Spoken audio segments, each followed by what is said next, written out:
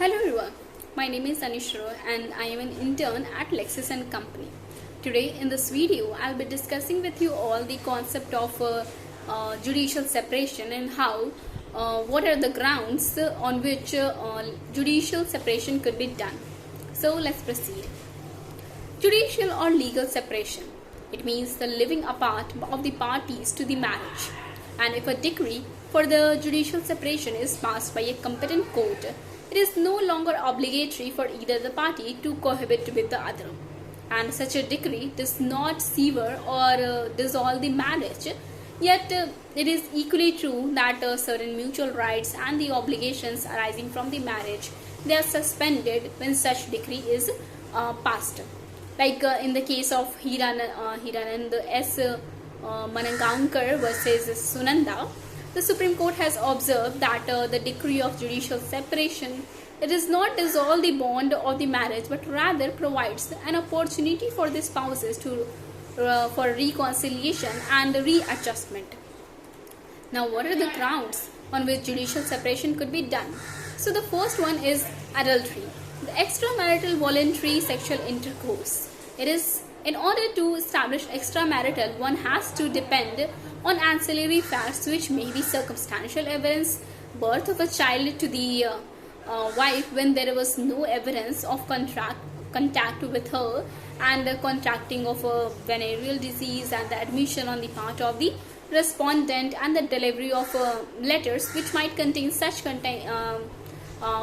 contents that suggest sexual relationship between the two. So in this case, the judicial separation could also be done. Now, talking about the cruelty, there is also two types of cruelty, the mental cruelty and the physical cruelty.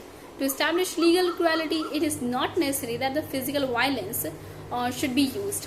Continuous ill treatment, cessation of the marital intercourse, and the verbal abuse, insult, refusal to speak, ill treatment of the child, and refusal to have children. All of this could constitute as cruelty, and judicial separation could be done on all these factors, and if any of them took place. Now, talking about the desertion, it is an act of forsaking or abandoning, or the act of quitting without leave with the intention not to return. Desertion has also been defined in Indian Divorce Act as implying an abandonment that is against the wish of the person charging it.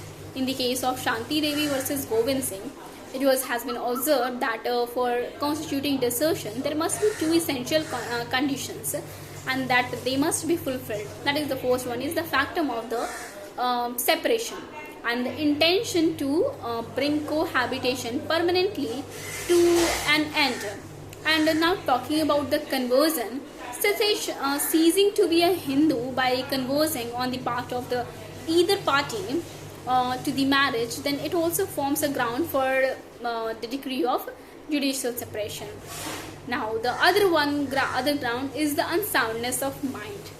In this, we can understand if the petition has to establish that the respondent has been incurably of unsound mind, or has been continuously suffering or intermittently from mental disorder of such kind and to such extent that the petitioner cannot be expected to live with the respondent, then in such cases it can form a valid ground for the judicial separation. In one of the other grounds, like leprosy, if either of the party has been suffering from venereal disease in a communicable form, then the other party can also present a petition for the decree of the judicial separation. The leprosy, which is malignant and venomous, can be termed as virulent, and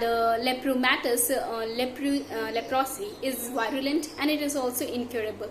So it is also forms a ground for the judicial separation, and this decree of judicial separation could be issued in this case. Now, further, any kind of venereal disease, it was also required to establish for judicial separation that the respondent has been suffering from the venereal disease in any communicable form. Now, talking about the renunciation of the world, the renunciation, it totally implies that a religious order which operates as a civil death, and therefore the other party has been given the right to obtain a decree of judicial separation or divorce. So in such case, if there is renunciation of the world, then in such cases decree of judicial separation and the divorce could be made by the court. Another one ground, that is the presumption of the death. Now in this we can understand that if the other party has not been heard as alive for a period of 7 years or more by the persons who would naturally have heard of him, then if had the party had been alive, then in such cases, if there creates a presumption of the death of one of the party, then in such case it would be considered that the person has died and the second marriage could take place, and in such cases also judicial separation could be made and this decree could be issued. Now there are certain other additional grounds like the ground of bigamy, the ground of rape or sodomy or the bestiality, and the child marriage cases. In maintenance cases also the judicial separation could be done, and it has been seen in many of the cases. So that's all for today, and thank you for listening.